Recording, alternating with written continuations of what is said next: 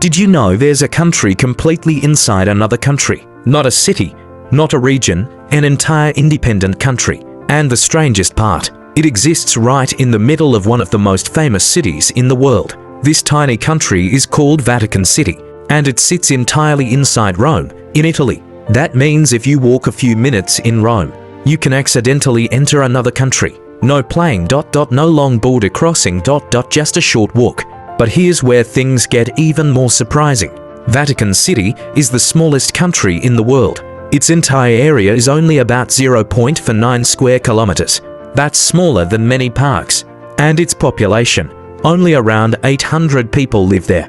But even though it's tiny, it has its own government, its own postal system, its own coins and stamps. It even has its own army.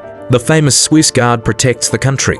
So imagine this for a second. You're walking through the streets of Rome. You pass a wall, you step through a gate, and suddenly, you're in a completely different country.